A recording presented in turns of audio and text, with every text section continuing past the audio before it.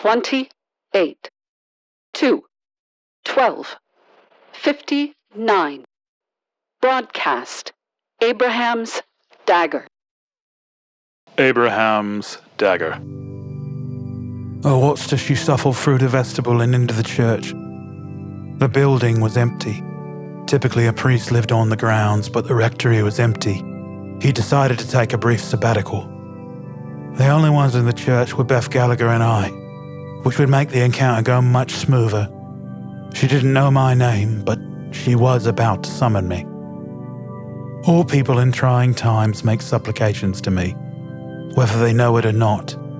Abraham called to me when the time came to sacrifice his son, and I showed him mercy. I am Zadkiel, the angel of mercy. Beth had fallen on hard times since the curse had been laid upon her a few years before. One of her legs had been broken in a car accident years ago, and had never healed quite right. She was covered in carbuncles that tore open and wet pus at the slightest movement, which stung like salt poured into a wound. Her musculature had been degenerated by wasting diseases. She had been living on a friend's couch for the past month, but they were about to kick her out and she knew it. She had nowhere else to go, and as people always do in these situations, she turned to faith. Her faith was nothing spectacular. Like many, she'd lost it in her youth. She'd become disenchanted with the world and it soon spread and contaminated her faith. It didn't take long before it rotted to the core. She knelt in the first row and made the sign of the cross. I silently touched down a few rows behind her. She hadn't become aware of my presence yet. I heard the words, though she wasn't speaking them aloud. Even if they weren't actually audible to me, they came out like a desperate scream. I need help. I don't know how it got so bad, or what I have done to deserve this, but I can't take it anymore. My friends are gone. I'm about to be homeless, and every moment of my life is spent in fear and agony. I'm at my limit. I don't know if you even exist, but if you do, why? Why are you doing this to me? I need your help. I can help you. Beth whirled around in the direction of my voice. I slowly began to materialize in front of her.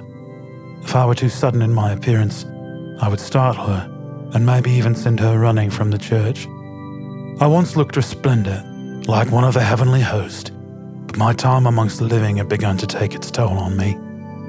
My skin was beginning to grey and turn mottled. Feathers had begun to fall off my wings, revealing the pale, almost translucent flesh beneath. My veins rose out of my skin like tiny, blue, wiggling worms.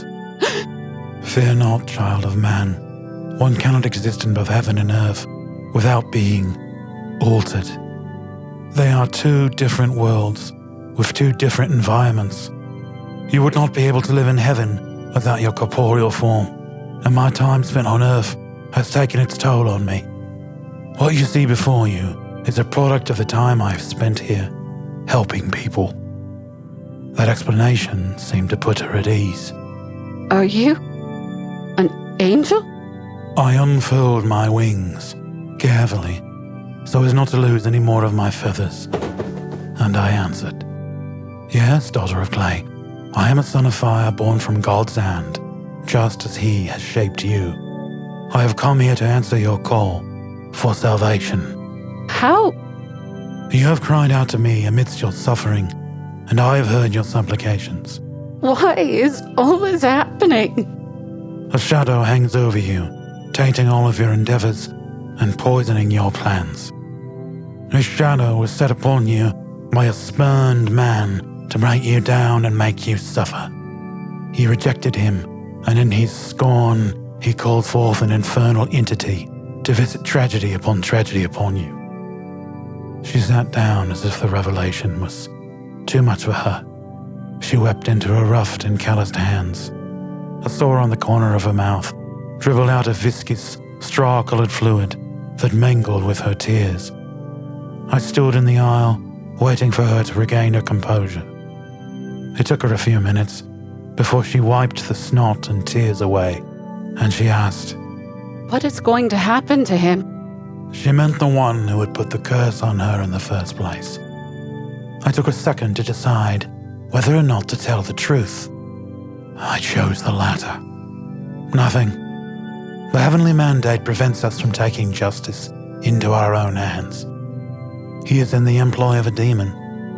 When his end comes, he will burn for his actions. But until then, he will not be punished. He will continue his life unaffected and without any repercussions. Her face soured, and for a second, with the lesions, weeping sores, and angry countenance, I thought I was in the presence of a demon rather than a human. There is very little separating angels from demons. There is even less separating humans and demons. It didn't take any special insight into the human condition to see the gears in her head turning. She was thinking of revenge, maybe hunting down the man who placed the curse on her, and maybe getting her retribution. She was too weak to do that, though. Another possibility about what she might do descended on me like a bolt from the blue. A pact. Beth would summon a demon and pledge herself to them for her justice. I couldn't let that happen. We were already losing far too many people to the temptation of ease and instant gratification. I would have to do something. I would have to talk her out of it in some way. She grew tired of my contemplation and broke my train of thought. Her teeth ground into a snarl. That's not fair. Why should I be the one to suffer when he did this all to me? Where's the justice in that? What kind of God? What right do we have to mete out justice based on our caprice? What do we know of God's plans? Are we wiser than him? If we dealt out retribution for every offense, the world would be nothing but cinders. She became quiet for a moment, and then she spoke. If you can't punish him for what he's done to me, can you free me from the demon's curse and return me to the way I once was? Her exertion had left her drained and made her look pitiful. She was in her 30s, but Akamana's influence had left her looking like a withered crone. Her skin hung loosely off of her. She was wasting away before my eyes, and there was nothing I could do. Well, that wasn't the truth. Not exactly. No. Once someone has been cursed, it is irreversible. He will carry this affliction until the day you die. Misfortune will dog you into the very end of your life. You will wake every morning in trepidation of the terrors waiting for you, and you will have to go to bed wondering what horrors the next day will bring. Your last breath will be pure agony, a cruel coup de grace that culminates from your curse. She exploded to her feet and limped toward me. Anger had clouded her mind and blasted all rational thoughts out of her head. She wanted to rage. She wanted to blame someone for the way the cards had been dealt to her. Then what good are you? You can't save me and you can't punish the son of a bitch that did this to me. What can you do? I can give you mercy. My wings folded outward and encircled her. She tried to back away, but was enclosed and pressed against my almost transparent flesh. She couldn't scream while I held her close, and I forced the air out of her lungs. She tried to strike me, but her wasting diseases had rendered her weak. I barely felt her punches, and her struggling as I pinioned her to my body. The hand I had used to stay Abraham's dagger slid the same blade into her. It entered right below her rib and angled up into her heart. She tried to scream in surprise, but it came out as a sigh.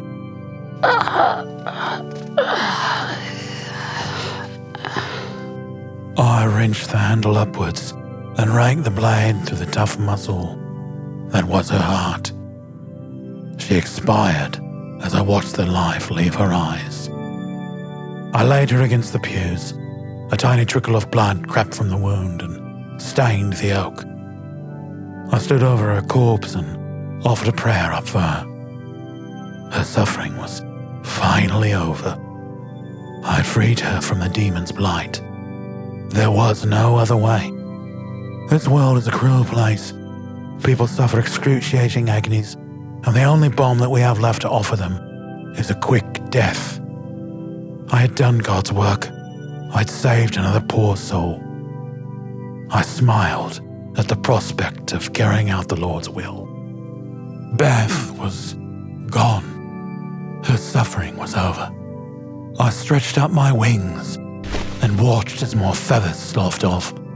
I'd made my choice. This place was taking its toll on me, but I couldn't leave others to suffer.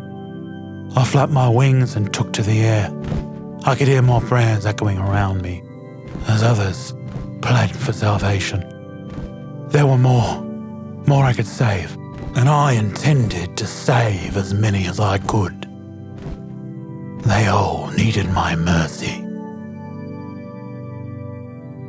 61, 13, 47, 22. Broadcast ends.